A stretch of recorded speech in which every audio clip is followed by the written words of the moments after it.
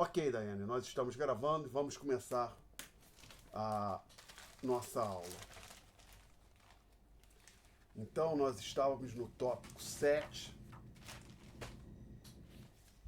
falando de moeda e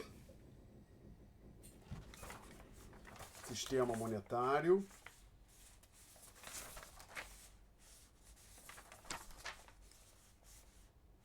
Nós tínhamos chegado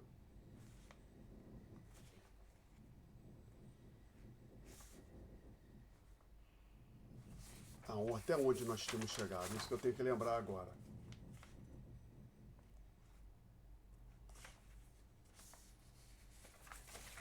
Ok, então desculpe, vamos agora abrir aqui também o PDF. Exames, listas, notas. Tópico 7, não é isso? Sim. Tópico 7. Vamos aumentá-lo aqui um pouco. Dá para ir até 200%. Nós tínhamos discutido, acho que isso aqui, funções da moeda, meio de troca, unidade de conta. A parte de liquidez, eu acho que a gente não chegou a falar aqui nessa disciplina. Você lembra se nós falamos, Daiane?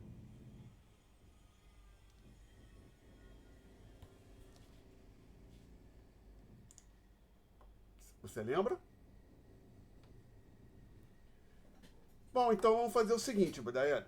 Vamos lá. Esses tópicos aqui, nós tínhamos começado este tópico. E, normalmente os alunos ajudam a me identificar onde parei, mas hoje só tem você aqui. Nós tínhamos chegado a falar de meio de troca, unidade de conta, reserva de valor, isso eu lembro. Agora, essa parte aqui, eu acho que nós não tínhamos falado. Então, vamos falar disto aqui, deste tópico, liquidez. Então, a liquidez diz respeito à facilidade com que um ativo qualquer, por exemplo, um imóvel ou ações, um ativo genérico, pode ser convertido no meio de troca da economia, ou seja, em moeda. Consequentemente, a moeda vai ser o mais líquido de todos os ativos, porque a moeda já é o meio de troca da economia. Qualquer outro ativo que você imaginar vai ser menos líquido do que moeda. Então a gente tem aqui tentar deixar esse ponto claro, comparar tem duas comparações aqui. A primeira, um apartamento conjugado e uma cobertura suntuosa. O que seria mais fácil a gente vender?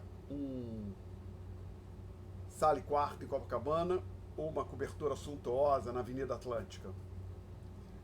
Mais fácil no seguinte, se botar no mesmo preço, né? Digamos, a pessoa pedir 500 mil reais pelo conjugado em Copacabana ou 500 mil reais pela cobertura suntuosa, vai ser mais fácil. Provavelmente a cobertura suntuosa vai ser vendida mais rapidamente, né?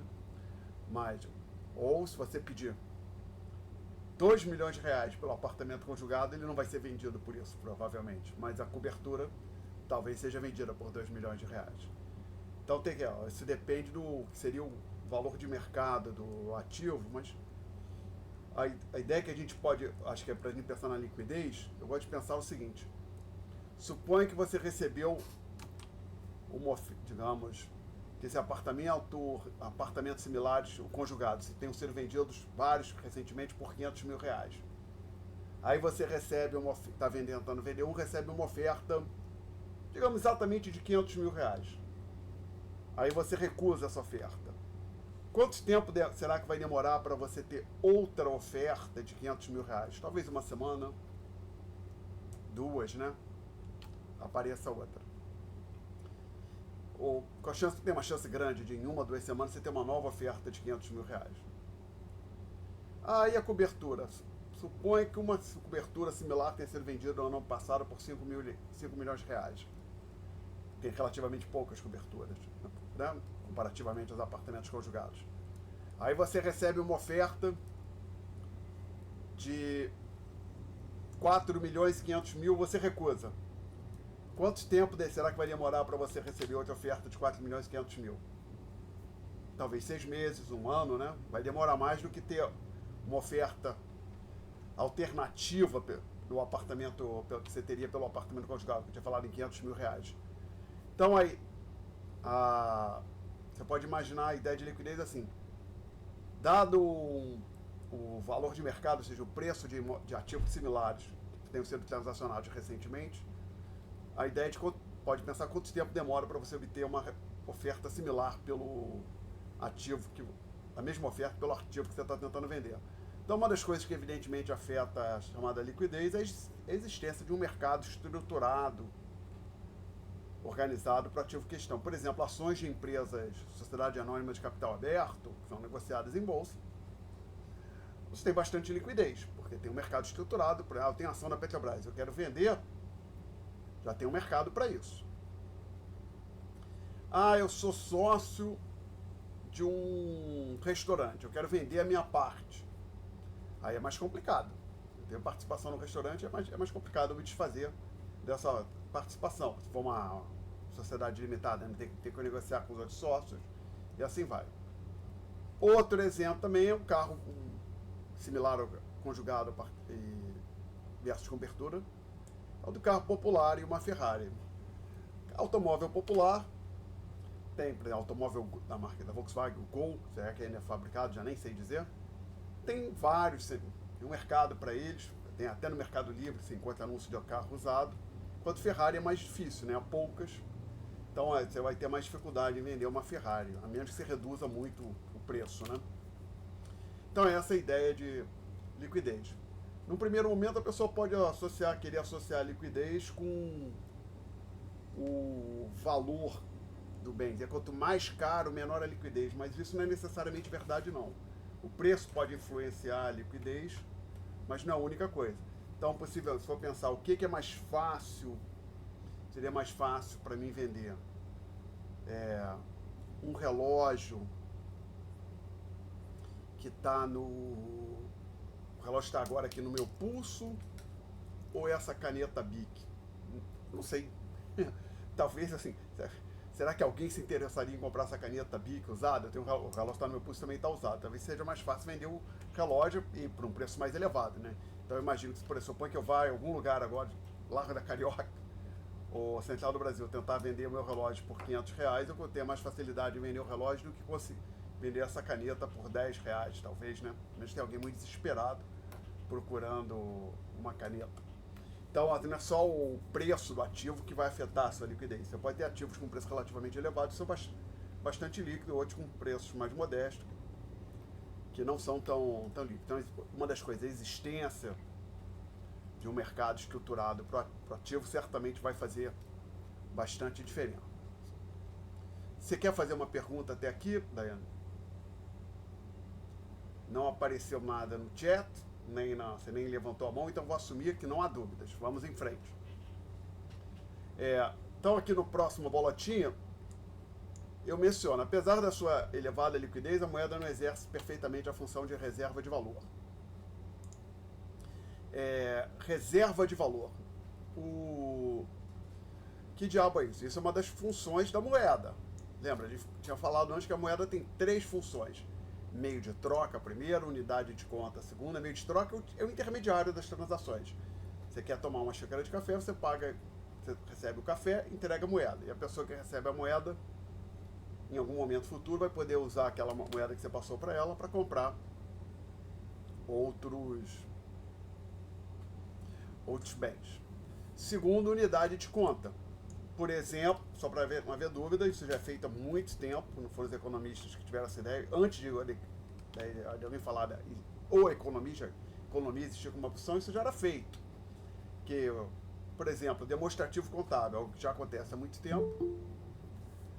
O demonstrativo contábil, ele os diversos ativos que lá aparecem são listados como? Pelo valor, ou seja, quando alguém vai fazer o balanço patrimonial de uma empresa, tem um imóvel, a empresa é dona de um imóvel. Você não lista no balanço o imóvel tal, endereço tal, não. É feita uma avaliação ou é por valor histórico, regularmente, periodicamente, mas o fato é que o imóvel ele vai entrar no balanço por um valor que ele registra no balanço, é o valor monetário do imóvel.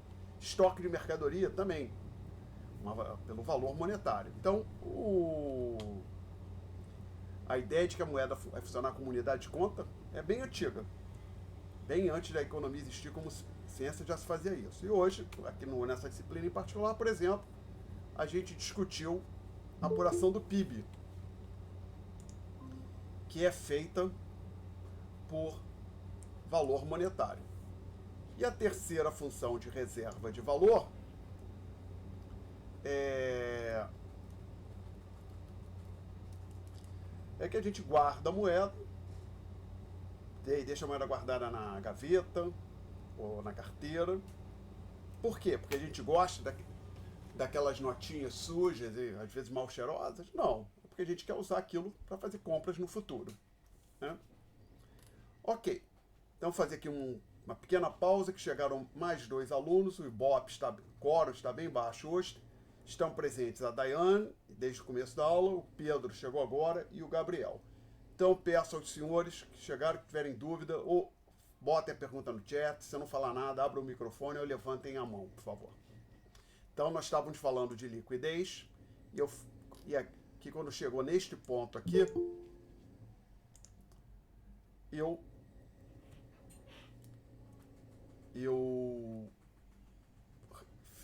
voltei um pouco para falar de reserva de valor. Lembra agora que já tem mais gente perguntar. Vocês receberam o e-mail dizendo que a aula seria remota? Enviado pelo Silvio? Alguém pode mencionar se recebeu o e-mail ou não? Professor, eu não recebi o e-mail não. Mas eu soube que era uma época. Tá. Então parece que o Siga realmente resolveu pregar algumas peças nos professores, principalmente, né? Porque da divulgação das notas ele também não colocou, né? Não divulgou, até para vocês verem. Deixa eu só aumentar aqui um pouquinho. Aqui tem o e-mail que eu mandei, que eu mesmo recebi também, ó. Eu imagino que vocês deveriam ter recebido algo parecido no Siga, né? Ficou pior do que estava antes. Porque como eu comentei em sala de aula, quando eu entro lá no Siga para mandar essas mensagens, eu não tenho acesso à lista, aos endereços de e-mail. Não tenho. Porque eu entro lá num canto, numa caixinha, digito a mensagem que eu quero mandar e peço para ele enviar. E ele manda, eu sou um dos recipientes, né? Então uma das maneiras de eu saber que não é ter certeza, mas uma sugestão, uma evidência de que a mensagem teria sido enviada para os alunos é quando eu recebo. Deixou de ser porque está aparecendo e agora o Siga manda a mensagem só para o professor. Nenhum aluno está recebendo as mensagens. Bem ruim isso, bem ruim. E, na verdade, eu vou comentar com vocês, já pensei em uma época em criar um sistema para as pessoas poderem informar os seus e-mails com aqueles Google Forms. Mas o problema é que isso cria que você acaba tendo que mandar 2 vezes, né? Tem que criar uma lista usando o Google Forms, manter a lista de e-mail, aí quando for mandar por ele também tem que mandar no Siga, que sempre vai ter alguém que se esqueceu de preencher o tal formulário. Cansativo. Sim, Giovana, estou na nota de aula 7, página 2, tá? Então, assim, vocês chegaram um pouco atrasados, eu fiquei um pouco... a Daiane chegou com uns 5 minutos depois. Eu pensei que até que não cheguei a pensar que não fosse ter aula. E eu não me lembrava exatamente onde estava, eu achei que tínhamos parado aqui, eu estou retomando dessa parte aqui de liquidez, que nós já discutimos. Então a gente tinha voltado aqui para esta bolotinha, tínhamos chegado nessa bolotinha e eu voltei um pouco para falar de reserva de valor. Então a moeda, ela exerce aquela função de reserva de valor. E ela é boa para exercer essa função de reserva de valor porque ela é líquida. Você sempre pode usar a moeda para comprar alguma coisa. Menos situações limites, que a gente vai discutir. Caso de hiperinflação, quando as pessoas, em alguns casos, não sempre, mas em algumas hiperinflações acontece das pessoas se recusarem a receber moeda. Bom, então ela funciona bem numa certa dimensão, ou seja, o que faz com que a moeda possa desempenhar a função de reserva de valor, o fato dela ser prontamente aceita por outros bens. E como eu já falei, ela é bem líquida, porque ela não é, porque ela não precisa ser convertida em outro ativo. Então, qualquer outro ativo, antes você precisa, se quiser utilizá-lo para fazer compras, provavelmente vai ter que convertê-lo em moeda. A moeda já é a moeda, você não precisa fazer a conversão. Ela não exerce bem essa função por conta da perda de reserva, perda do seu poder de compra, né? Essencialmente está falando de inflação. Você deixar uma nota de R$ 100 fechada no cofre ou dentro do colchão ou numa gaveta, parada lá por 5, 6 anos, ela perde o poder de compra, né? Consideravelmente. Continuamente ela está perdendo. Todo dia ela perde um pouquinho. Apesar de hoje a inflação ser relativamente baixa, no Brasil a inflação ser baixa comparativamente ao que a gente vivia antes do plano real, ainda existe inflação. Então, se você deixa o dinheiro parado, fica carregando moeda, ou seja, parado na carteira ou na conta corrente sem render juros, você incorre na perda de poder de compra. Outros ativos não tem esse problema. Por exemplo, se você coloca dinheiro na caderneta de poupança, tem alguma correção, a taxa de juros, mas alguma coisa não necessariamente vai acompanhar a inflação, mas você vai perder menos do que se carregar a moeda propriamente dita. O problema é dos outros ativos é que eles não são tão líquidos, tá? Perguntas, senhores? Bom, então vamos falar agora aqui de tipos de moeda. Opa, agora aumentei demais. Deixa eu tentar botar isso aqui vou botar para 200, desculpe. A gente tem dois tipos de... Quer dizer, hoje, no presente, não. Mas no passado já houve. A chamada moeda mercadoria, alguma coisa que possuía valor intrínseco. Tinha outras utilidades, além de funcionar como meio de troca, reserva de valor e unidade de conta. Ouro, chocolate, cigarros. Por exemplo, o ouro já pode ser utilizado, mas outros objetos já foram utilizados. Se você for olhar um livro de história econômica, houve época que as pessoas usavam, por exemplo, animais. Mas tem vários para você usar, por exemplo, animais. Primeiro, vaca, já, por exemplo, assim, ou galinha, já pode ter sido utilizado como meio de troca. Mas tem vários problemas. Um deles, como é que você vai dar troco? Pensa. Com frequência, você compra alguma coisa, dá uma nota de 50, custa R$ 30 ou R$ 32. Você dá uma nota de 50, vai receber o troco em R$ 200. Aí supõe que você vai num lugar, você vai trocar, por exemplo, uma vaca por uma galinha. Qual o troco que vão te dar? Meia vaca ou duas galinhas adicionais? Muito complicado isso. Então, um dos problemas, se for pensar, usar animais, 3 porquinhos daí complica, né? Usar os animais é divisibilidade, tá? A moeda tem que ser divisível para você poder fazer troco. Poder dar troco, uma das coisas. Ponto importante. Outra, ela tem que ser de fácil conservação. Não necessariamente vai durar para sempre, mas tem que ser algo duradouro a moeda. Tem que... Então, eu falei, duradouro, de fácil conservação. E aí eu perguntar para os senhores, eu acho que na disciplina eu não cheguei a falar para vocês dos campos de refugiados na Europa após a Segunda Guerra. E o uso de cigarro como moeda, cheguei a falar? Acho que não, né? Então, se eu tiver falado, a gente vai ter uma pequena repetição. Do que eu estou falando? Senhores, quando acabou a Segunda Guerra Mundial, fronteiras na Alemanha não, desculpe, na Europa foram redesenhadas. Alguns países perderam território, outros ganharam. E uma das coisas tristes que aconteceu por conta dessa mudança de fronteiras é que algumas pessoas saíram do lugar de onde elas estavam, foram para outro canto. O que você está dizendo, Tiane?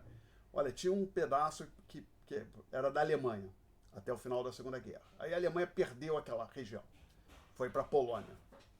Mas todo mundo que morava lá, estava lá, o grosso da população, essas pessoas eram, de forma geral, de cidadania, etnia alemã. O que aconteceu com elas? Muitos foram embora. Saíram e foram para outro canto da Alemanha. Foram morar em campos de refugiados. Então, não estou falando de campo de concentração, campo de prisioneiro de guerra, não. Estou falando de campos de refugiados, depois da Segunda Guerra. Então, e uma das coisas que... Então surgiram esses campos na Europa pós Segunda Guerra, e uma das coisas que aconteceu nesses campos, conforme relatado pelo economista Milton Friedman num dos seus textos, é que as pessoas nesses campos elas recebiam pacotes, cestas da Cruz Vermelha, com... recebiam tipo cesta básica, com algumas coisas a mais, a ajuda humanitária, né? Aí recebi então, por exemplo, uma caixa, cada prisioneiro recebia uma caixa com sabão, shampoo, pasta de dente, escova de dente, chocolate e cigarro também, por exemplo. E o que aconteceu nesses campos? As pessoas passaram a usar o cigarro como meio de troca, como moeda. E se for pensar, o cigarro é divisível. Você pode pegar um maço, por exemplo, o maço seria como equivalente a nota de R$ 50, e se tiver 20 unidades em cada maço, cada unidade vale R$ 2,50, né? Tá? Então o cigarro passou a funcionar como moeda. E as pessoas podiam usar o cigarro como meio de troca, mesmo que quem não fosse fumante. A pessoa aceitaria o cigarro, ela não fuma, também aceita. Vendo meu chocolate, algum sabonete que eu tenho aqui, sobrando, ou que eu não quero usar, recebo alguns cigarros e vou usar esse cigarro lá junto a outro prisioneiro, a outro refugiado, para comprar chocolate. Então o cigarro passou a funcionar como meio de troca. E um comentário que uma vez um aluno fez, eu já tinha lido isso na imprensa brasileira. O cigarro parece que nas prisões, até no Brasil, acho que em outros países do mundo, o cigarro exerce esse papel até hoje, acaba funcionando meio como meio de troca. Então vocês podem ver o seguinte, não foi uma imposição de um governo, de uma entidade central, reguladora, diz, não, vocês têm que usar o cigarro, não. As pessoas acabaram fazendo isso naturalmente. Tá? Alguma pergunta até aqui, gente? Não? Bom, agora essa fase da moeda mercadoria, que ela poderia ter, tinha alguma, ou seja, aquilo que era utilizado como moeda tinha uma outra utilidade além de ser moeda, acabou. Hoje, no maior certo, em situações limite, campo de refugiado, prisão, você chega nos Estados Unidos, você usa o dólar, no Brasil você usa o real, na maior parte dos países da Europa vai utilizar o euro. São simplesmente pedaços de papéis colorido, tá? Sem nenhuma outra finalidade, exceto ser moeda. Frequentemente esse tipo de moeda é chamado de fiat money, também traduzido às vezes como moeda fiduciária. E aqui vou fazer um comentário sobre o chamado curso forçado. Alguns países estabelecem, determinam que a moeda tem que ser obrigatoriamente utilizada nas transações dentro do seu território. E outros, aí vai variar um pouco. Você pode imaginar um curso forçado bem forte. Toda e qualquer transação tem que ser feita com a moeda nacional, não pode usar nenhuma outra. É o caso mais forte do curso forçado. Outro, menos, não tão forte. Por exemplo, o país simplesmente falar, olha, o pagamento dos impostos tem que ser feito na moeda doméstica. O resto vocês façam do jeito que vocês quiserem, essencialmente. Então, outro tipo é uma versão mais fraca do chamado curso forçado. Né? Mas, com frequência, em maior ou menor grau, os países impõem o uso da sua moeda. Aqui no Brasil, o real, ninguém pode se recusar a receber o real para quitar uma dívida. Por exemplo, eu tenho uma dívida, um contrato de aluguel. Eu chego lá para pagar, o contrato de aluguel, digamos, eu tenho que pagar um aluguel de R$ 2.000, eu chego, procuro o proprietário, um aluguel de R$ 2.000 e com 2.000 moedinhas de R$ 1. Ele pode ficar de R$ 1 cada. Ele pode ficar aborrecido, mas tem que aceitar. Tem que aceitar no seguinte sentido: se não aceitar, azar o dele. O que eu dei a ele a oportunidade de receber o pagamento devido, tá? Então, o real ele tem o poder de quitar as dívidas aqui. O credor não pode se furtar a receber um pagamento em real. Perguntas até aqui, gente? Então, nós vamos entrar nesta sessão, moeda na economia norte-americana. O norte-americano aqui está entre aspas, porque apesar deste ser o título da sessão, no capítulo no qual estas notas de aula se baseia, permito só conferir aqui.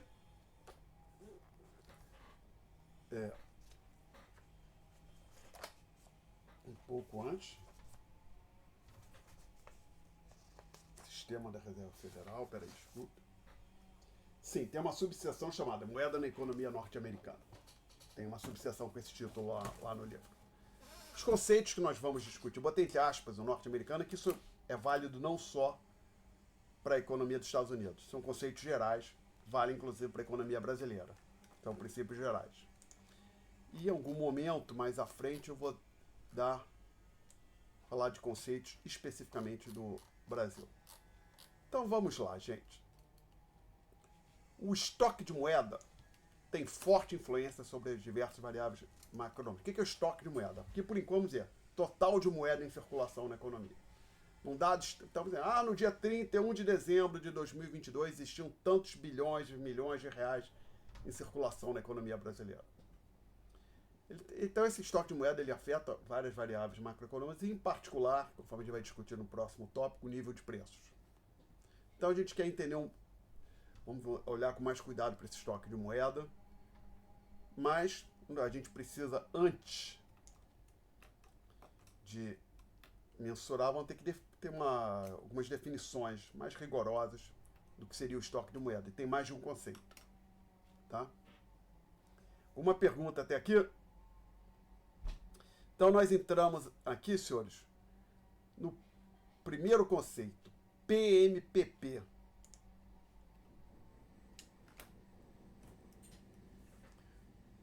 PMPP. Isto quer dizer, conforme está escrito nas notas de aula, papel moeda em poder do público.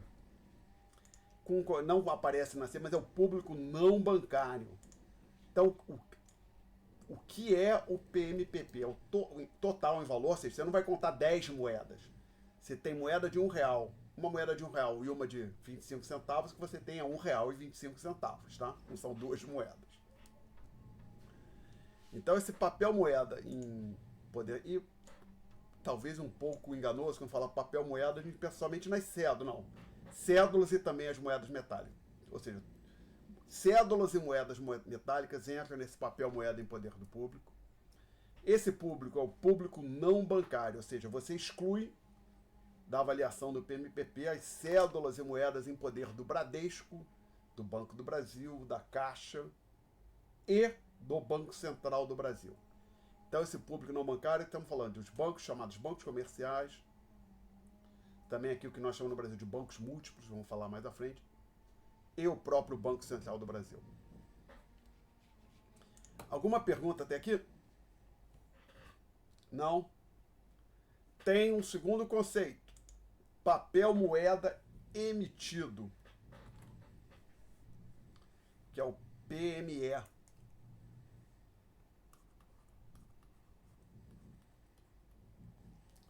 O que é este papel moeda emitido? São as cédulas e as moedas fora do Banco Central.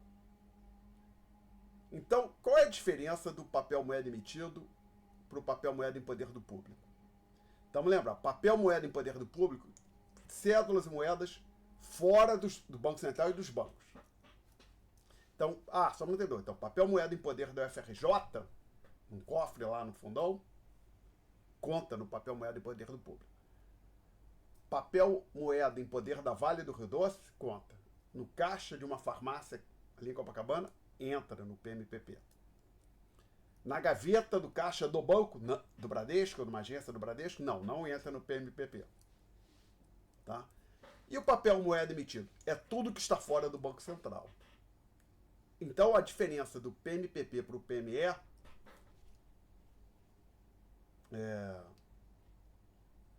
cadê aqui o meu quadro? Desculpe, está aqui.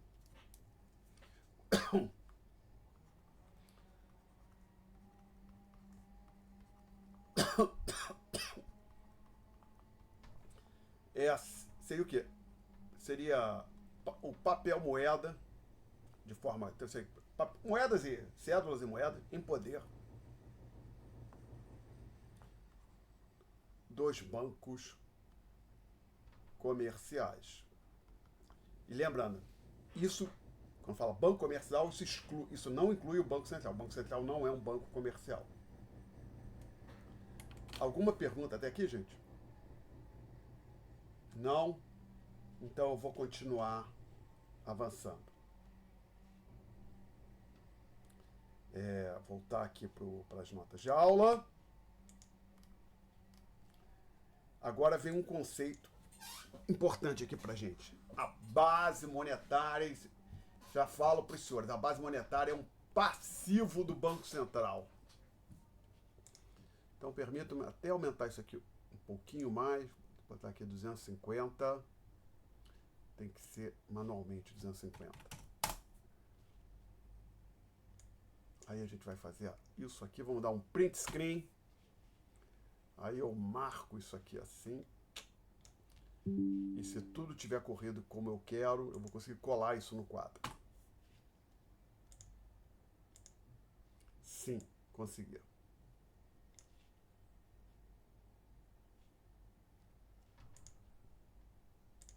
Agora é só descer isso aqui.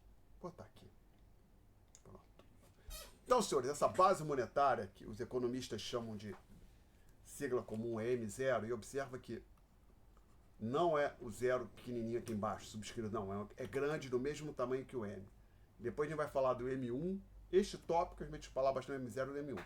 Mas vamos falar também de M2, M3, M4. Então a base monetária, que os economistas denotam frequentemente por M0, é igual a essas. Pode ser escrito desta maneira aqui, ó. Ou desta forma aqui, é a mesma coisa, tá? Vamos discutir esse ponto mais à frente. O mais comum é esta aqui, a segunda. E nós utilizaremos mais nesta disciplina esta segunda forma.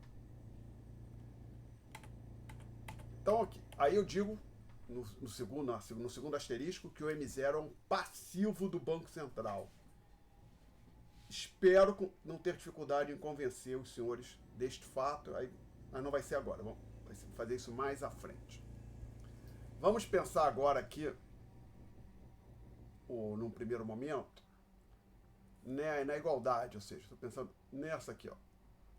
E por que esse lado esquerdo é igual àquele lá? Vamos lá.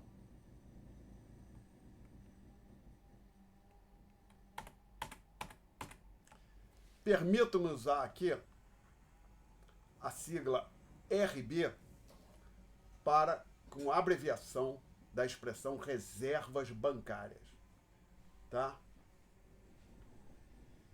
É dinheiro, grosso modo, assim, dinheiro em poder dos bancos comerciais. Aí o que é um banco comercial? Um banco com o qual você pode abrir uma conta corrente, aquela que você movimenta por cheque. Exemplo de banco comercial aqui no Brasil: Banco do Brasil, Santander, Bradesco, Itaú, Caixa Econômica, são os 5 grandes. Tem também hoje Nubank, Banco Inter, tem tal ao C6 Bank, né? Você pode movimentar com cheque, tem que admitir a movimentação por cheque, é o chamado. E que o saldo que está parado lá na conta não rende juros. É diferente de poupança, tá? Poupança rende juros, então poupança não é conta corrente. Então essas chamadas reservas bancárias, elas são de 2 tipos. Tem as reservas bancárias em espécie, tá? Ou seja, cédulas e moedas em poder dos bancos comerciais, mas as reservas bancárias. Aqui é a necessidade. talvez eu pudesse ter colocado aqui no meio um J, mas não vou colocar. As reservas bancárias no Banco Central. Ah, não, Alexandre, que diabo é isso? Então, vamos lá. Já a gente fala desse aqui que eu circulei. Vamos pensar aqui no primeiro. Então, esse aqui é fácil. Cédulas e moedas em poder dos bancos. Então, dinheiro que está na gaveta de um caixa da agência do Banco do Brasil na Avenida Rio Branco faz parte dessas reservas bancárias espécie. Dinheiro que está num cofre numa agência do Santander na Avenida Paulista faz parte da reserva bancária espécie.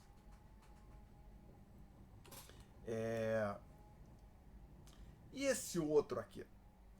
Então vamos lá, gente. Parar aqui um pouco. Vocês conhecem alguém que tem uma conta corrente, dessa que movimento com cheque, ou um cartão de crédito do Banco Central do Brasil? Vocês conhecem alguém? Ninguém? Pedro, pode falar, Pedro. Pedro ia falar? Não. Não conhece. Pode ter certeza que não conhece porque não existe. Então, o Banco Central, apesar do nome, o Banco Central ele é bem diferente. Isso não é só no Brasil, não, isso é no mundo todo. Esse tipo de instituição, que é o chamado Banco Central, um tipo de instituição, é bem diferente dos demais bancos. Ninguém tem conta corrente no Banco Central, cartão de crédito no Banco Central. Inclusive, por exemplo, quando alguém é funcionário do Banco do Brasil, aí ele recebe o salário dele no Banco do Brasil, em que conta o Banco do Brasil vai depositar? Isso bem antes de existir isso que nós chamamos hoje de conta salário. Há 30 anos já era assim. O Banco Central depositava, o Banco do Brasil depositava o salário dos seus funcionários em que conta? Em conta de qual banco? O que vocês acham? Banco do Brasil. O Banco do Brasil pagava os salários dele, depositando o salário do sujeito no Banco do Brasil. Se a pessoa quisesse tirar do Banco do Brasil e colocar no outro banco, ela poderia fazer, mas o dinheiro entrava, até hoje entra, mas hoje tem negócio de conta salário, portabilidade, pode ter mudado um pouco. Mas o padrão era abrir, o funcionário entrar e receber o vencimento dele no Banco do Brasil, funcionário do Banco do Brasil. Aí alguém pensa, então um funcionário do Banco Central vai receber a conta dele no Banco Central. Não, não vai, porque o funcionário do Banco Central não tem uma conta corrente no Banco Central. Ele vai ter que abrir em outro canto. Aí vai. No passado, época que eu trabalhei lá, tinha que ser no Banco do Brasil. Não sei se hoje é só no Banco do Brasil, alguma coisa de portabilidade do salário, se pode ser em outra instituição. Não sei como funciona, tá? Mas o ponto é, aqui para nós que interessa, ninguém vai ter conta corrente no Banco Central do Brasil. Ninguém vai ter o seu salário depositado no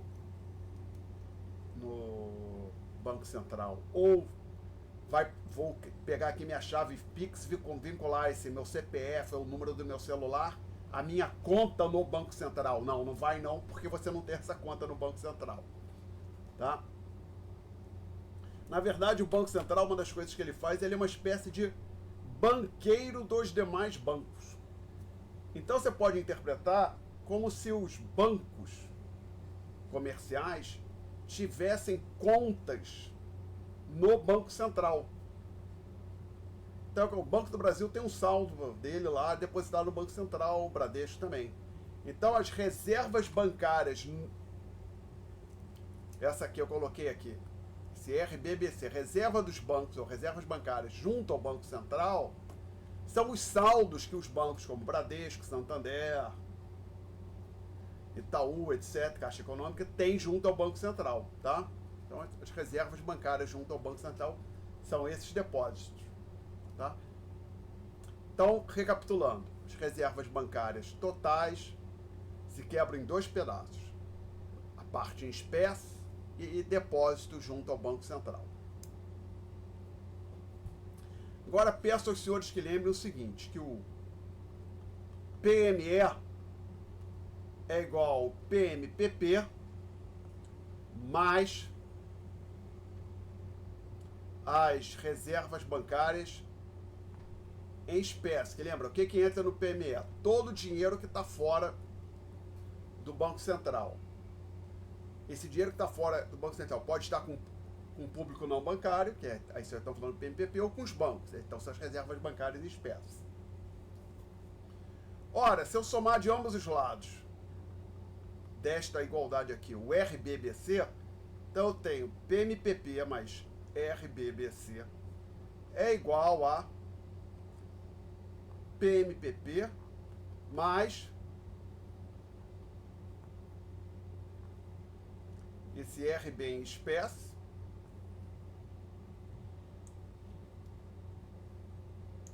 mais o RBBC. Agora, esse pedaço aqui é igual ao quê? São as reservas bancárias totais.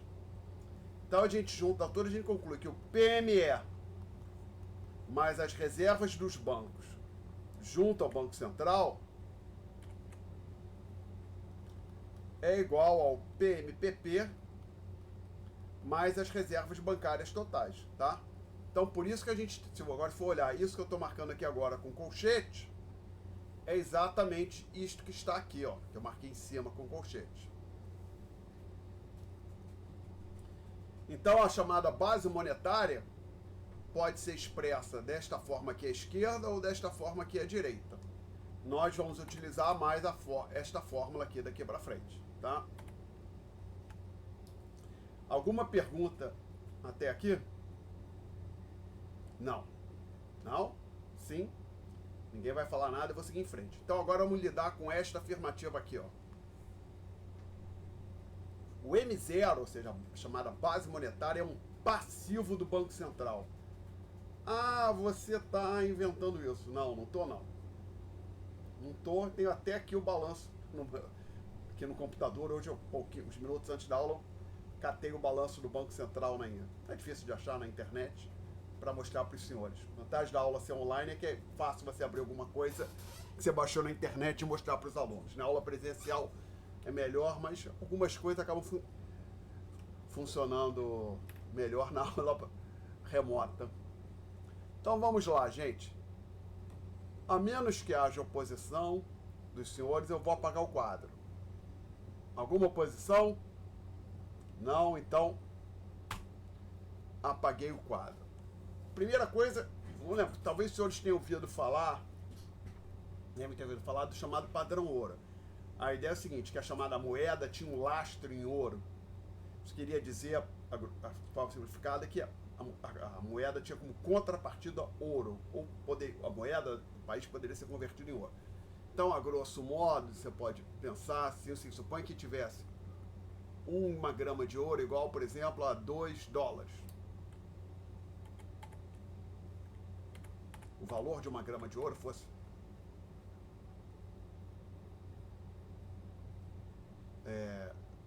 $2.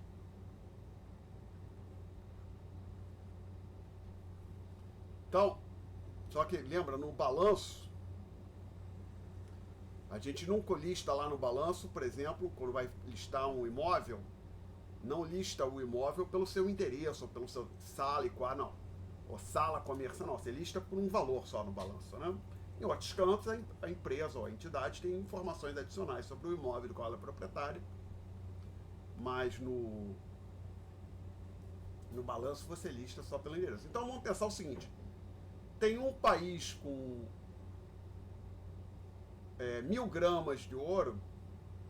Se ele tem 1.000 gramas de ouro, ele pode quando a moeda é 100% garantida por ouro, e nem sempre era, às vezes a cobertura seria parcial, ele poderia ter $2.000. Então, ele teria $2.000 em ouro. Então, ele tem, perdão, com o preço da grama de ouro a $2, se o país tem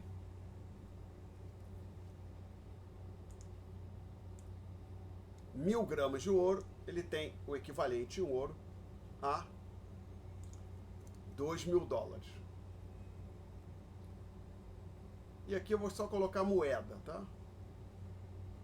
Na verdade é a base monetária, mas por enquanto eu vou deixar isso bem simples, vou dizer só moeda em circulação. Assim. O que esse país poderia... O Banco Central, supondo que é como hoje, o Banco Central que emite a moeda e cuida responsável pela gestão da moeda. Então, a moeda que o Banco Central poderia ter seria, quando a cobertura é de 100%, 2.000. Então a ideia é o seguinte: alguém chega lá no Banco Central com uma nota, ou com duas notas de $1, com $2 em mão, ou $20, por exemplo. Banco Central, não quero mais esses $20, me dá ouro, por favor. O Banco Central daria para a pessoa 10 gramas de ouro. Simultaneamente, alguém que chegasse lá com 1 grama de ouro, você converte em dinheiro, entregaria 1 grama de ouro, receberia $2 do Banco Central. Então, por exemplo, num dia o Banco Central compra 1 grama de ouro de alguém, ele vai registrar aqui mais 2, aumentou o passivo, e também está ganhando mais 1 grama de ouro, mais 2 aqui. Tá? Então, deixando claro, aqui no padrão ouro, deixa claro, criar a moeda é uma fonte de financiamento para o Banco Central. No padrão ouro, a restrição que tinha é que essa moeda, quando a garantia era de 100%, para cada unidade monetária teria o equivalente em ouro como lastro, o financiamento seria exclusivamente para comprar, para aquisição de ouro, para a autoridade monetária, no caso do Banco Central, acumular o ouro. Alguém quer fazer perguntas? Não? Ok. Então é essa a ideia. Era assim no Patreon Ouro, mas não existe mais o Patreon Ouro. Mas o ponto é que emissão de moeda ainda é uma fonte de financiamento para o Banco Central e, consequentemente, para o governo. Vamos ver como é que isso pode funcionar no mundo de hoje. Vou colocar aqui o balanço do Banco Central.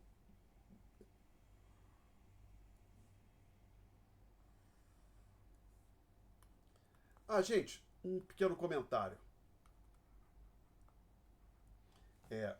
Às vezes alguém vai dizer, não, quem emite a moeda não é o Banco Central, é a Casa da Moeda. Na verdade, no passado, antigamente, a moeda brasileira, a produção física das cédulas e das moedas era na Casa da Moeda. Já tem tempo, não sei desde quando, o Brasil, inclusive, passou a importar. Importa, acho que de uma empresa da Suécia, eu acho. Não tudo, acho que parte é feita na Casa da Moeda, parte é importada, mas é o que menos interessa. Então, a analogia aqui que eu vou fazer é o seguinte: diploma da UFRJ, a responsabilidade pela emissão do diploma é da UFRJ. Um aluno concluiu a graduação, ele vai receber lá um diploma, né? Bacharel em contabilidade, compete, a UFRJ tem que ver se está dando o diploma para o aluno correto, com CPF correto, data de nascimento correto, curso correto, todos esses detalhes certinhos. E eu nem sei dizer se a nossa universidade tem uma gráfica própria ou se ela contrata outras gráficas particulares ou do governo, sei lá, que não são assim, entidades não vinculadas, que não fazem parte da FRJ, para emitir o diploma. Então vamos pensar o seguinte, vamos supor aqui, para facilitar a nossa discussão, que o FRJ não emite seus diplomas e contrata uma gráfica, ou mais de uma, para emitir os diplomas, tá? Mas a emissão do diploma ainda é responsabilidade da FRJ. Então vamos pensar, pode fazer a mesma analogia aqui. A Casa da Moeda é só como Casa da Moeda, uma empresa fora do Brasil que o Banco Central, para a qual o Banco Central encomenda cédulas e notas,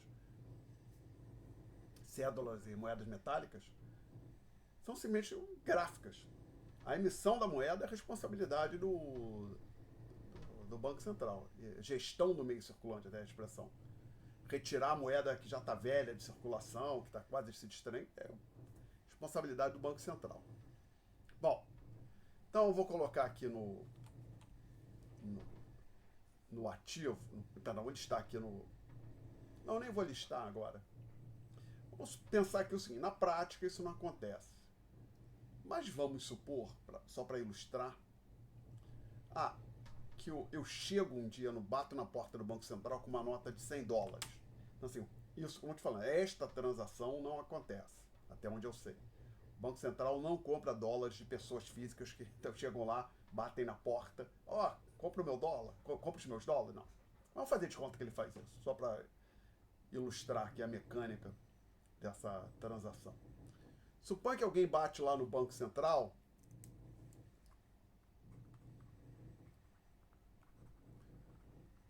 com uma nota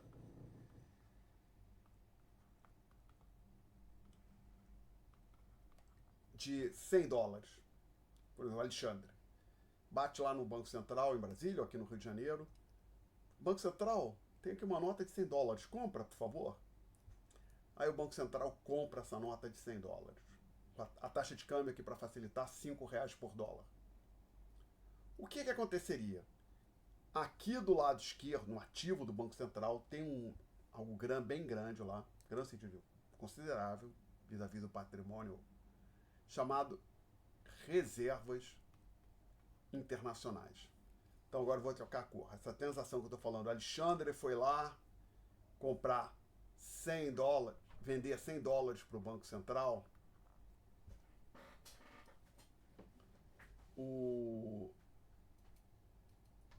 Eu vou registrar em vermelho. O Alexandre procurou o Banco Central, chegou uma nota de $100 para o Banco Central, e o Banco Central pagou o Alexandre com 5 notas de R$ 100 que abriu de uma gaveta e entregou na mão do Alexandre. O que aconteceria aqui? Nas reservas internacionais, a gente teria o registro de mais R$ 500, tá? O balanço do Banco Central apurado na moeda brasileira. Qual é a contrapartida? Estamos aqui, os senhores sabem, então um lançamento a débito, um débito de R$ 500. Cadê a contrapartida? Aparece aqui, senhores. Aí supõe que eu vou fazer, por simplicidade, que o Banco Central me pagou em espécie, com 5 notas de R$ 100.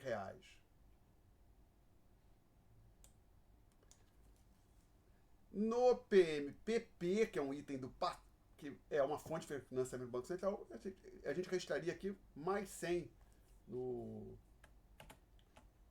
passivo do Banco Central. Mais 100 não, digo, mais 500. 5 notas de R$ 100.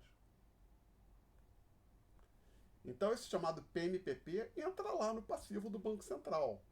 Mas a operação, mas também isso ilustra como é que essa operação, deixa claro, o PMPP é uma fonte de recursos para o Banco Central. Alguém quer contestar essa afirmação ou posso seguir em frente? Alguém quer não necessariamente contestar, pedir para eu explicar melhor, fazer alguma consideração? Pode explicar de novo? Supõe o seguinte, Pedro. Eu cheguei com uma nota de R$ 100, a taxa de câmbio é R$ 5 por dólar, para facilitar. Só para a conta ficar fácil, tá? Com uma nota de R$ 100, bati na porta do Banco Central. Banco Central, compra os meus $100. Aí o Banco Central, tá legal. Aí o Banco Central vira dono de $100. Isso é um ativo do Banco Central, ativo em moeda estrangeira, tá claro? Concorda? Sim. Isso registra, tem um item lá, depois a gente vai ver, no balanço do Banco Central, reservas internacionais, mais $500. Mais R$ 500. $100 a 5, taxa de câmbio 5 para 1, estamos falando de R$ 500, tá ok? É preciso haver a contrapartida, né? O crédito de 500, ou um débito de menos 500 em outro local, tá? E a minha afirmativa aqui para você é a seguinte: acontece um crédito numa conta do passivo, que aqui eu chamei de PMPP, mais 500, tá legal? Tá legal. Ok?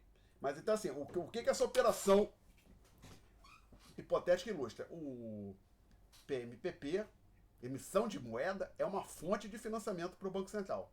Tá claro isso para todo mundo? Para você também? Tá claro isso? Sim. Então é um item do passivo do Banco Central. É um passivo interessante. Depois a gente vai ver que ele é um passivo que nunca vai ser exigido, né? É diferente, por exemplo, uma dívida que o banco em algum momento tem que pagar, né? Que o Banco Central teria que pagar. Porque não tem. Basicamente, eu chego lá, agora que eu falei, eu sou credor do Banco Central porque eu tenho R$ 500. Posso voltar lá no Banco Central? Olha só, quero resgatar essa dívida, entre aspas. O que você quer? O quê? 5 notas de 100? Tá bom, meu cara, entrega aqui 5 notas de 100 e toma 10 notas de 50. É isso, tá? Mas é uma fonte. O ponto é, digamos, não faz parte do patrimônio líquido, tá? Então, é uma fonte de recurso, não faz parte do patrimônio líquido, seria uma exigibilidade, mas com, digamos, como é que é? Maturidade, né? Nem de curto, nem ou de longo prazo, ou digamos de longuíssimo prazo. Porque não tem como haver o resgate disso, né? A liquidação dessa dívida. Tá claro? Sim. Tá. Agora, outra operação. Suponha que, ao invés do Alexandre, um Um banco, grande banco, por exemplo, o Santander, procura o Banco Central. Acho que o meu mouse sumiu, cadê ele? Apareceu aqui, perdão. Quero trocar a cor. Vou botar essa aqui verde. O Banco agora o Santander vira para o Banco Central e diz: Banco Central, eu estou aqui com $200 que eu quero vender. Não necessariamente em espécie. Aí pode pensar, por exemplo, o Santander pode dizer: eu tenho $200 depositados num banco, num outro banco lá em Nova York. Você quer comprar esses meus $200? Aí o Banco Central, quero. De novo, taxa de câmbio 5. Aí então é feita uma transferência do. Supõe que o Banco para fazer que o Banco Central do Brasil tem uma conta num outro banco em Nova York. Então é feita uma transferência bancária, saem $200 que eram de propriedade do Santander, viram propriedade do Banco Central do Brasil. O Banco Central do Brasil agora ganhou mais R$ 1.000 de reservas internacionais. Tá? E como é que ele vai pagar o Santander? Ele não vai ser PMPP, lembra? PMPP é papel moeda que, em poder do público não bancário. Teria que ser nas chamadas reservas bancárias.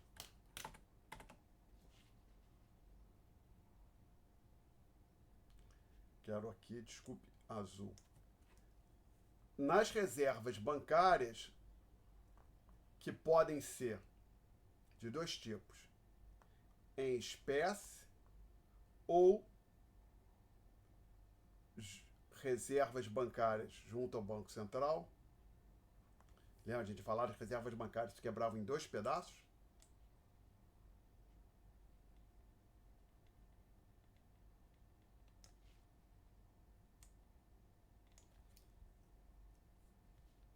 Perdão.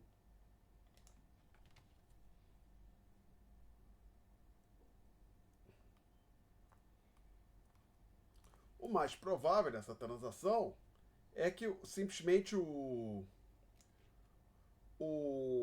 Banco Central avise ao Santander: olha, tá legal, virei dono daqueles $200, em compensação você ganhou R$ 1.000 a mais no seu saldo aqui naquelas reservas bancárias que você tem junto ao Banco Central. Tá? Se o Banco Central pagasse ao Santander com moeda em espécie, seria mais 1.000 aqui, na linha de cima, tá? Mas o ponto, então, de novo, é que a expansão dessas reservas bancárias é uma fonte de recursos para o Banco Central. Perguntas? Não? Então agora a gente vai fazer uma pequena pausa no quadro, que eu vou abrir um outro PDF que eu tenho por aqui. Esse aqui é o... acho que é esse que eu quero. Esse. Vamos lá. Não, bati no lugar errado, desculpe. Aqui as demonstrações financeiras do Banco Central. Esse documento é de 31 de dezembro de... Ó, o que a gente tem aqui já? O que é isso aqui? O que é isso aqui? O que é isso aqui, gente?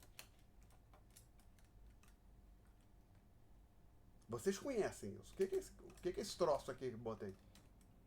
Patrimonial. Balanço patrimonial de quem? Do Banco Central do Brasil.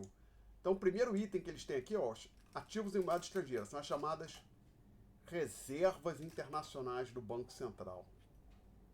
Tá? Então, caixa ou equivalente caixa, acho que você sente moeda espécie, dólar, euro em espécie, ou algo bem líquido.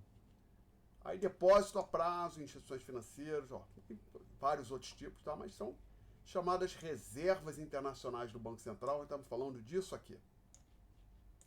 Tá? Aí a gente tem aqui passivo e patrimônio líquido.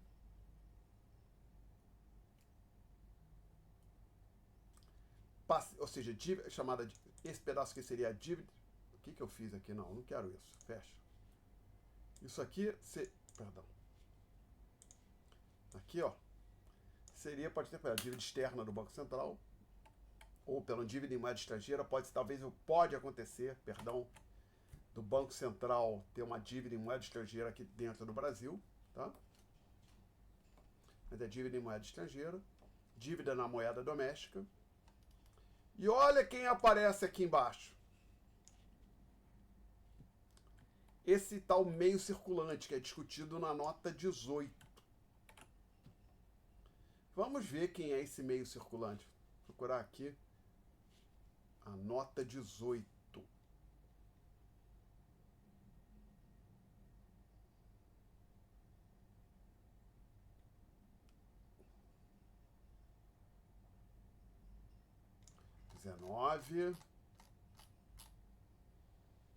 Aqui, meio circulante.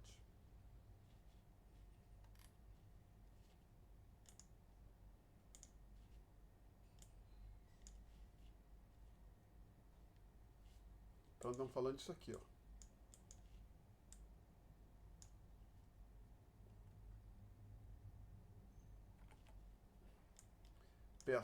Vamos ler. O meio circulante representa o saldo de papel moeda e moedas metálicas em circulação, em poder do público e das instituições financeiras, registrado pelo valor de emissão.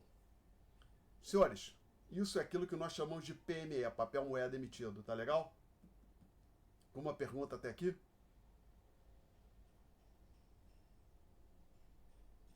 Não? Então vamos em frente. Voltar lá para o balanço do Banco Central, que eu acho que era a página 3 desse PDF. Não, um pouco mais à frente. Então eu tenho que diminuir aqui, 150, vamos ver 150, como é que fica, não. 150. Esse aqui é um demonstrativo, tá aqui o balanço. Estou preocupado agora aqui, gente, com o passivo.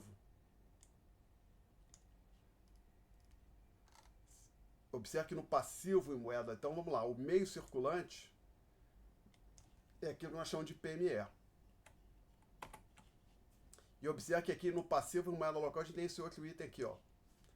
Então aquelas reservas bancárias estão ali dentro. Eu não vou dizer que é somente aquele lá. Depois vamos na nota 16 ver. Que vão lá, aquelas reservas bancárias que lá estão, elas não rendem juros. E esses que há depósitos de instituições financeiras junto ao Banco Central que rendem juros, tá? Então, não vou dizer que aquilo lá é exatamente as reservas bancárias junto ao Banco Central, que a gente tinha falado. Mas, se não for exatamente igual, aquelas reservas bancárias estão dentro desse item. Então, vamos tentar achar agora aqui embaixo a nota 16.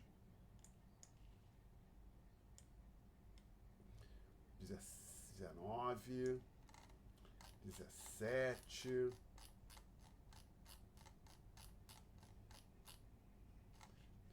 17,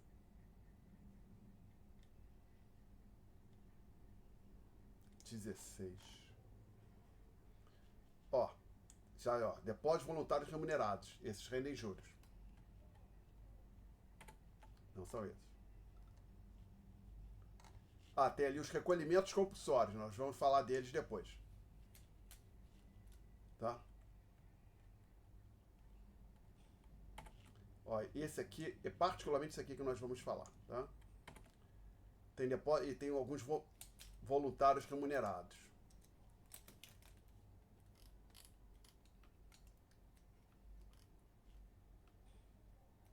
E esse outro aqui não rende juros. A conta PI é basicamente para fazer transferência de fundo de uma instituição para outra, tá?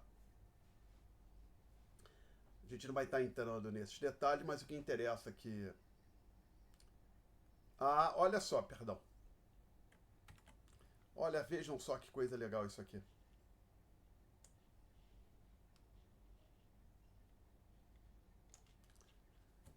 Os recolhimentos compulsórios sobre recursos à vista, os depósitos voluntários, os recursos vinculados à conta PI, juntamente com o meio circulante, constituem o conceito de base monetária, cujas variações evidenciam a emissão primária de moeda, ok? Tá?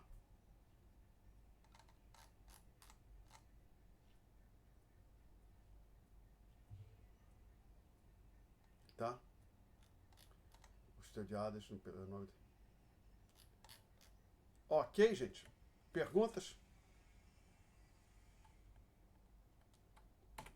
Um pequeno comentário. Do jeito que eles estão falando aqui, ele admite que as reservas bancárias sejam remuneradas.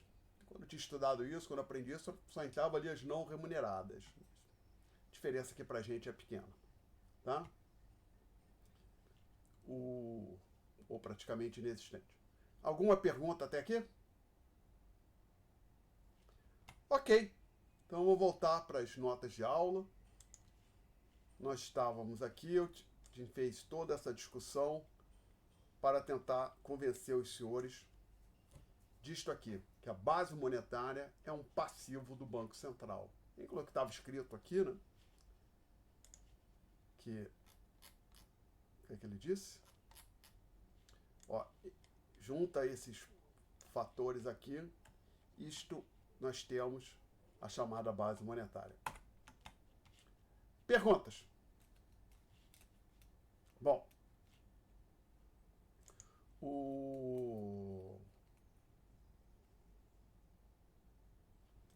desculpe, eu quero vir para cá.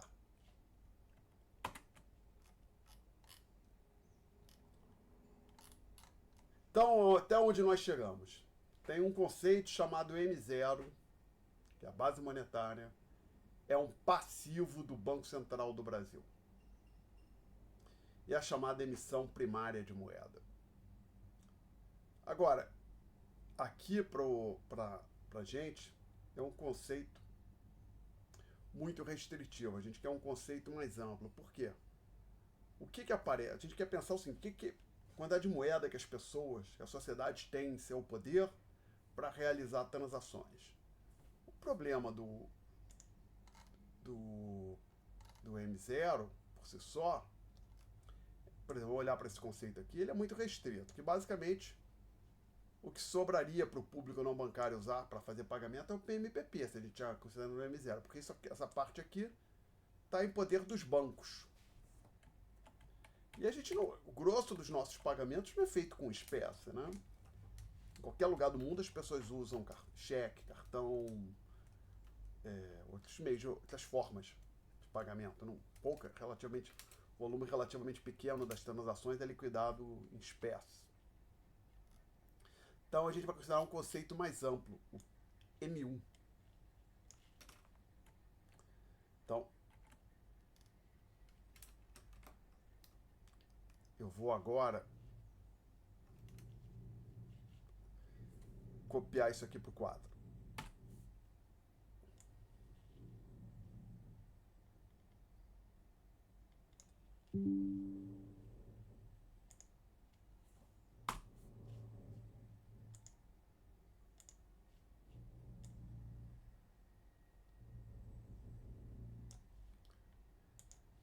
Então, quem é...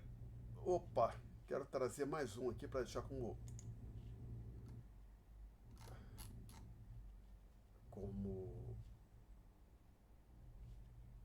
para refrescar a nossa memória. Acho que eu vou escrever. O que eu queria está ali à direita. Para reescrever só para refrescar a nossa memória.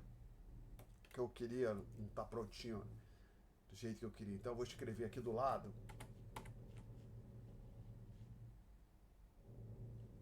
Em azul. Que o M, só para refrescar a memória, que o M0 é igual PM. Opa, não. PMPP mais reservas bancárias. Então vamos lá. M1 igual a PMPP mais depósito à vista. M0, PMPP mais reserva bancária. Então eu escrevi isso aqui nas notas de aula. Isso quer dizer o seguinte, se você for apurar o valor do M1, o valor do M0, o M1 vai ser maior ou igual que o M0. Usualmente vai ser maior. Menor não vai ser. Pode, um caso limite, ser igual, mas o normal é que seja maior. Por quê? Vamos olhar. O que está no M1? Tem o PMPP. Mas ele aparece também no M0. Então a diferença, você compara M1 com M0, a diferença está que no M1 é depósito à vista, no M0 as chamadas reservas bancárias. E o ponto central é que nem tudo que é depositado nos bancos, os bancos sentam em cima, guardam sob a forma de reservas, como o nome sugere. Eles passam o dinheiro para frente. Basicamente, se eu depositar, de forma simplificada, se eu depositar R$100, uma nota de R$100 no banco, o banco, ou digamos que eu facilitar, que eu deposite 2 notas de 50 no banco, o banco guarda uma nota de 50 na gaveta, a outra nota ele vai emprestar. No caso do Brasil, então para 2018 era um pouco menos de 50. Eu depositaria R$100, o banco guardaria 40, 45 reais, e a diferença, os 55 reais, ele iria passar para frente, emprestar. Então, eu deixar esse ponto claro. Aí, se alguém acha que o banco guarda, tudo que é depositado no banco, o banco guarda e coloca no cofre, não, nenhum banco faz isso. Tá? Uma pergunta até aqui, gente?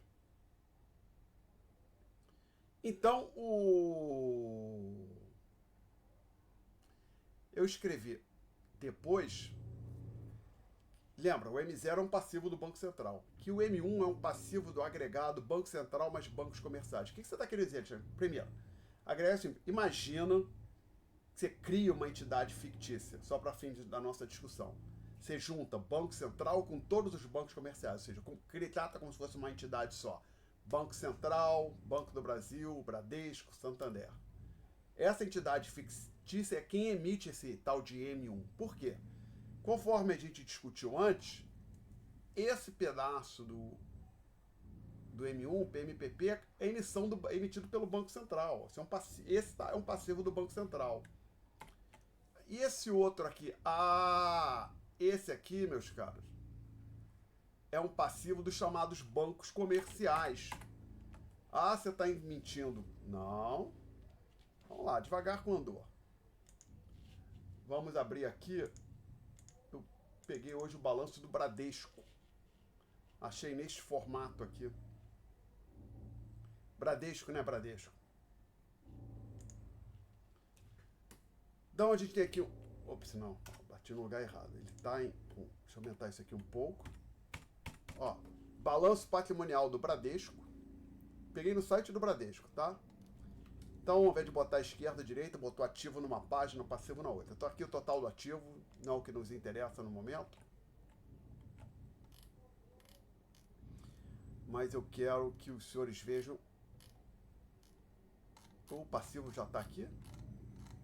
Lá, ativo. Cadê o passivo? Tá aqui, passivo. Olha aqui o passivo do Banco Central, do Bradesco. Logo no circulante, você tem total de depósito e olha aqui, depósitos à vista.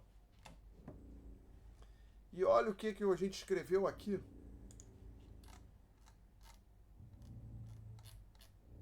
Depósitos à vista.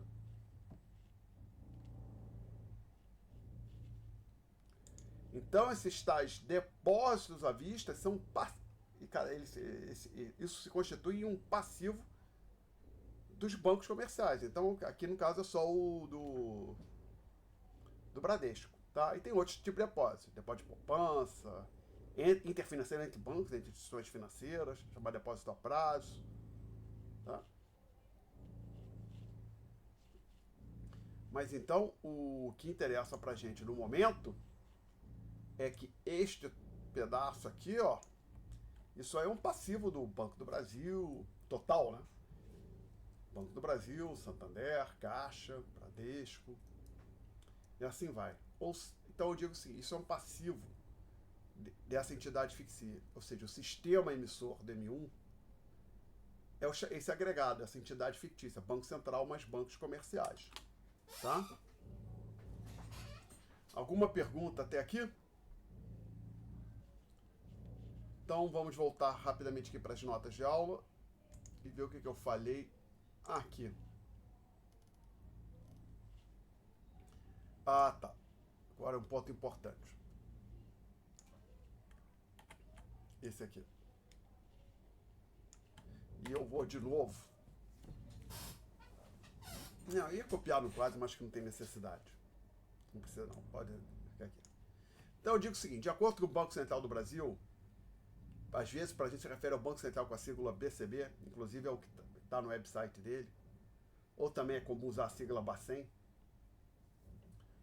O sistema emissor do M1 é o agregado, e aqui tem a fonte do documento do Banco Central onde eu obtive essa informação, é o agregado Banco Central mais bancos comerciais aqui em cima.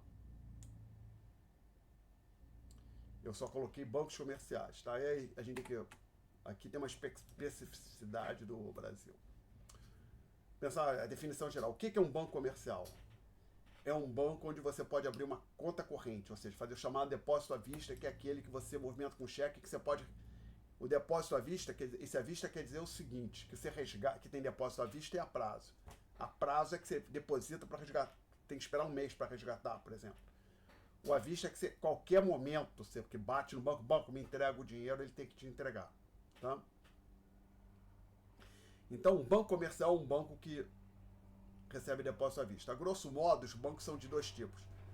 Bancos comerciais, que recebem depósito à vista, e financiam também, principalmente pensar, capitais de giro, operações de curto prazo. E os chamados bancos de investimento, que vão financiar chamadas operações de prazo mais longo, grandes projetos de investimento, e assim vai, tá? Então, o banco comercial é um banco onde o qual pode receber depósito, é um banco que pode receber depósito à vista. Aqui no Brasil, os principais, os 5 grandes: Banco do Brasil, Bradesco, Santander, Itaú, Caixa Econômica. Mas, estritamente falando, a Caixa Econômica não é um banco comercial, alguma outra coisa. Mas as 5 principais instituições que podem receber depositários de depósito à vista no Brasil são Banco do Brasil, Caixa, Itaú, Santander e Bradesco. São as 5 grandes. Há outras, como a gente já falou hoje, Nubank, Banco Inter, C6 Bank, Banco C6, né? Tem outras. As 5 grandes são aquelas que eu falei. E em algum momento, no final da década de 90, ou, na verdade, começo da década de 90, eu acho, aqui no Brasil foi feita uma reforma do sistema financeiro, foi criada a figura do banco múltiplo. O que era um banco múltiplo? É um banco que exercia várias funções, de banco comercial e mais alguma coisa. Então, naquela época, várias corretoras de valores viraram bancos múltiplos. Que aí foi uma época que reduziram a exigência de capital mínimo para que se abrisse um banco, se permitiu que corretoras virassem banco, e assim foi. Então, no Brasil, o banco múltiplo ele tem que ter a chamada carteira comercial, também receber depósito à vista. Então, para o Banco do Brasil, quem emite o M1? Banco Central, que emite o PMPP, mais os bancos comerciais, como a gente falou aqui. Também os bancos múltiplos, mais a Caixa Econômica Federal.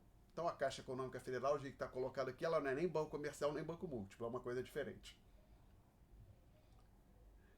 E chamadas cooperativas de crédito, que isso existe até hoje, pelo que eu sei. São basicamente, como não diz cooperativa, um grupo de pessoas, de produtores agrícolas, ou produtores de leite se associam e criam uma cooperativa de crédito. Inclusive, eles podem fazer depósito e emitir cheques a partir dali. Tá? Ver se a gente faz uma busca aqui no Google. Cooperativas de crédito. Exemplos. Tem várias. Ó. Se você botar cooperativa de crédito, tem vários exemplos. Maiores cooperativas de crédito no Brasil, ele lista aqui, ó. Cicobi, Sicredi, Uniprime, tem várias. Tem mais de uma. Várias até. Perguntas? Não? Então, vamos parar aqui por um instante, voltar para o quadro. Então, lembrando, temos aqui, vou marcar em vermelho, o conceito de M1, e o conceito de M0, que é a base monetária. A M0 é a base monetária e o M1, qual é o nome dele? Não tem, M1 é só M1. E esses conceitos são, se não universais, quase que universais. Ou seja, não muda de um país para o outro, de ano para ano, são bem estáveis esses conceitos. Então, se daqui a 5 anos você for fazer um concurso público e ter uma parte lá de economia monetária no programa, provavelmente o conceito de M0 e M1 é o mesmo. Por exemplo, se eu vou fazer concurso para a CVM e tiver uma parte lá, uma prova de economia, um pouquinho de economia, tiver economia monetária, ou se for fazer concurso para o Banco Central, o M0, M1, provavelmente a definição não mudou. Mas existem outros conceitos, M2, M3, M4. Esses conceitos mudam muito, eu trouxe aqui os conceitos que eu localizei no site do Banco Central do Brasil. Então vamos lá. Os outros conceitos aqui. Então, eu digo, outros conceitos de meio de pagamento. Então, basicamente, você vai crescendo. O M2 vai ser o M1 mais alguma coisa, o M3 é o M2 mais alguma coisa. Quem que tiver curiosidade, vamos ver se esse link ainda funciona.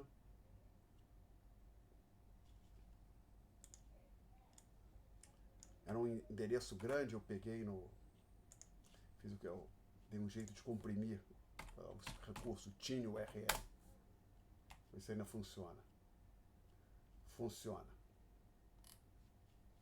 Só que acho que está em branco a página, desculpe. Não, está carregando aqui para mim, não sei se vai carregar ainda. Vamos ver, deixar ali, ver se carrega. Não sei se esse site ainda funciona. Mas na época eu peguei, o que se dizia é que o M2 era igual ao M1, mais demais emissões de alta liquidez realizadas primariamente no mercado interno, ou seja, dentro do Brasil, por instituições depositárias. Instituições depositárias são aquelas que atuam como banco comercial, ou seja, aquelas que apareceram aqui. Ó. São instituições que recebem depósitos, principalmente os do M1. Alta liquidez é que você pode facilmente converter em moeda. Então, ó, poupança entra aqui, tá? Poupança. Se tiver CDB com resgate diário, entraria ali também, desde que seja feito pelas chamadas instituições depositárias. Infelizmente o endereço não está mais funcionando, gente. Peço desculpas por esse endereço aqui. Peguei na época, não funciona mais. Não sei se alguém tentar naquele Wayback Machine se recupera ou não, tá?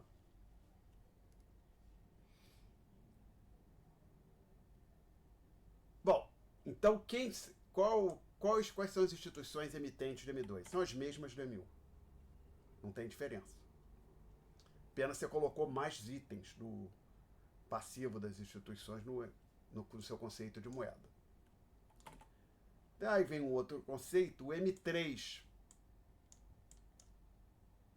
O que é esse tal de M3? O M3, senhores, é igual ao M2, mais cotas dos fundos, é o saldo que depositado nesses chamados fundos de renda fixa. E aí, o nome ali está bem preciso. Fundo de renda fixa. Tá? Então são os fundos de renda fixa. Não são fundos de ações, não. Fundos de renda fixa. Então pega todos os saldos dos fundos de renda fixa, isso faz parte do M3. Mais títulos registrados no Selic. Vocês já ouviram falar em Selic? Não, estou falando, desculpe. Tem a taxa Selic, certamente os senhores ouviram falar, mas tem também o Selic, que é da onde veio o nome da taxa Selic. Vocês já ouviram falar do Selic sem ser no contexto de taxa Selic? Vocês podem tirar essa dúvida aqui do seu professor?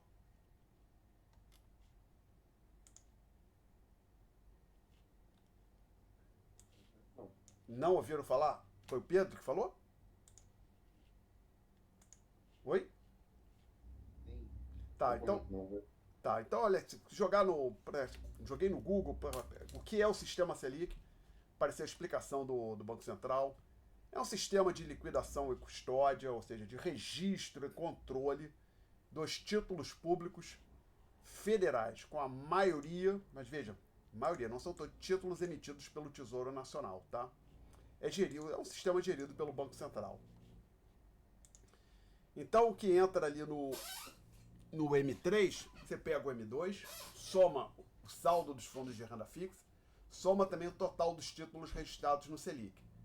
Quem emite esses títulos registrados pelo Selic são títulos do Tesouro Nacional. Então, o Tesouro Nacional nos emitentes do M3. E esse aqui são os fundos de renda fixa, são quem emite essas cotas, né? Ok. Além disso, tem também o M4. O M4 é igual ao M3 mais títulos públicos de alta liquidez. Só para, apesar de não estar dito aqui, são aqueles que não estão no Selic. Então lembra, no Selic dizer, maioria dos títulos. Tem alguns que não estão.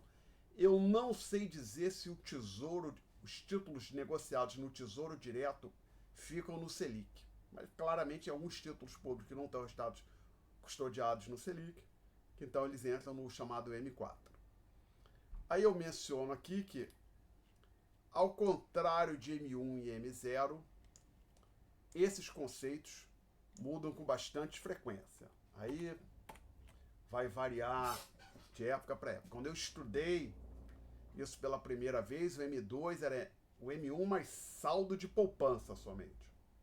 Aí o M3 era M2 mais operações de um certo tipo, que aí mudou, aí vai variar de época para época. Então, se um dia você for fazer um concurso, daqui a 5 anos, se for fazer um concurso público, esse tipo de conteúdo for matéria, fizer parte do programa, você tem que fazer um esforço para ver as definições atualizadas. O M1 e o M0 provavelmente não terá mudado, mas o M2, M3, M4 sim. E às vezes, dependendo do que é a pergunta, tem que lembrar, por exemplo, pode ficar uma pergunta assim, qual é o sistema emissor, quais são as instituições que emitem o M1. Tem que lembrar das gloriosas cooperativas de crédito e que a Caixa Econômica Federal não é exatamente um banco comercial, tá? Perguntas. Bom, aí a gente entende 4 minutinhos. Vamos fechar isso aqui para depois a gente entrar no sistema da Reserva Federal. Não, mas é isso, o sistema da Reserva Federal para a próxima aula presencial, na segunda-feira, se tudo correr como planejado. Então temos aqui alguns dados para o Brasil.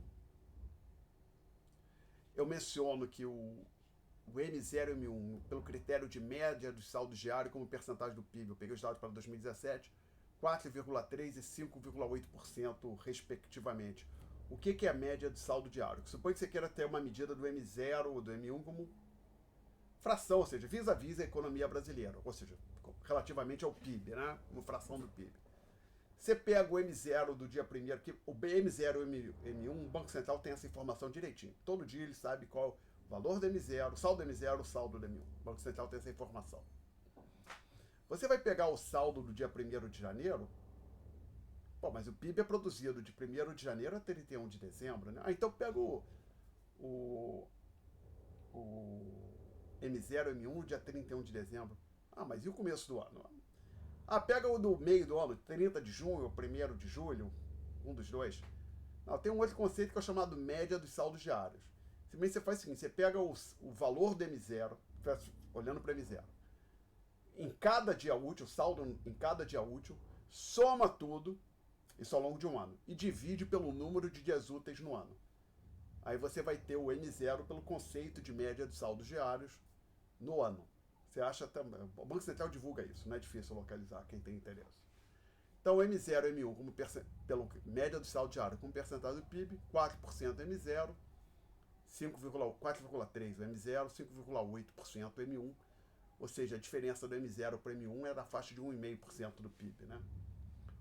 Então, pode pensar assim, quando você admite que os bancos comerciais emitem moeda também, eles estão gerando uma liquidez adicional assim, relativamente ao que faz o Banco Central sozinho, da ordem de 1,5% do PIB.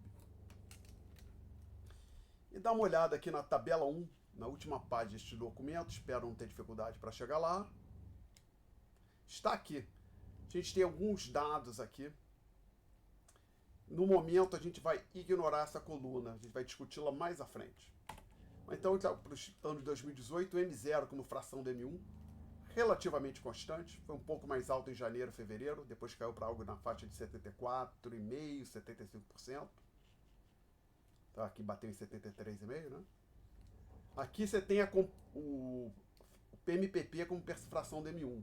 Lembra, M1 é PMPP, mas depósito à vista. PMPP é um pouco mais que a metade, né? Então o M1 fica na faixa de uns 47%. O M1 não, desculpa, o depósito à vista corresponde a algo como 47% do M1. E o outro item aqui que eu tinha falado já na aula de hoje, que os bancos não guardam. Nem tudo que é depositado o banco senta em cima. Se os bancos fizessem isso, cada real depositado o banco estocasse, guardasse num cofre, isso aqui seria sempre 100%. Então vocês vejam aqui que os bancos guardam o equivalente a pouco menos da metade dos depósitos sob a forma de reservas. Isso só dos depósitos à vista. Se pegar todos os depósitos que os bancos têm, então é muito menos, né? Então, então já isso ilustra aqui pra gente é que, de fato, as reservas bancárias são menores que os depósitos à vista. Isso tem uma implicação que a gente deixa para discutir no começo da próxima aula. Peço que os senhores me lembrem no começo da próxima aula de partir deste ponto. Perguntas? Não temos? Então, senhores, eu vou interromper a gravação